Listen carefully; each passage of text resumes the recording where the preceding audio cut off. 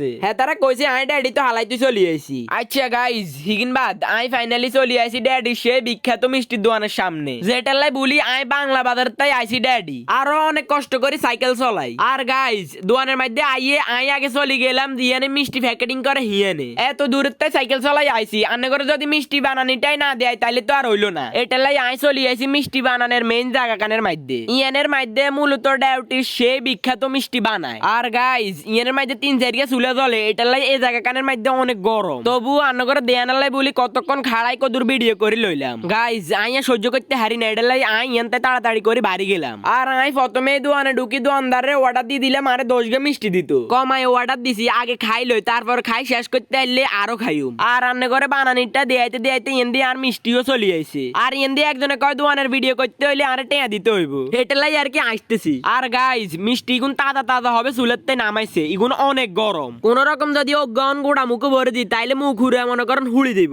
এটালাই অনেক সাবধানে Huawei Huawei খাইতেছি বেশি রিস্ক লম দায়িত্ব না বহুত দূরত্বে সাইকেল চালাই আইছি। আর গাইজ ডেউটির মিষ্টি আসলেই অনেক স্বাদ পুরা ফোমের মতো মুখের ভিতরে দিলেই নাই সাইউ মাঝে ক কেজি খাইতে আরি। আচ্ছা আই এন্দি খাইতে তাই আর আনারা যেতারা অন লাইক কমেন্ট শেয়ার করন তাড়াতাড়ি দুমাই হড়ি লাইক কমেন্ট শেয়ার করি এলান। আর হঠাৎ করে আর ফেসবুক পেজের রিচ একদমই কমে গেছে ভিডিওর মাঝে একদমই ভিউ হইতেছে না। গাইজ আন্না করে এই ভিডিওর মধ্যে একটা চ্যালেঞ্জ দিউম সাইউ মানেরা এই চ্যালেঞ্জটা পূরণ করে দিতে হারেননি। আচ্ছা চ্যালেঞ্জটা কি আন্না করে কই এই ভিডিওর মধ্যে 5000 ভিউ আর 500 রিয়েক্ট দেননেও কানেরা করে দিবেন যদি রে কোন রকম চ্যালেঞ্জটা পূরণ করতে হারেন তাইলে এটার উপলক্ষে আনারা সেই একটা ব্লগ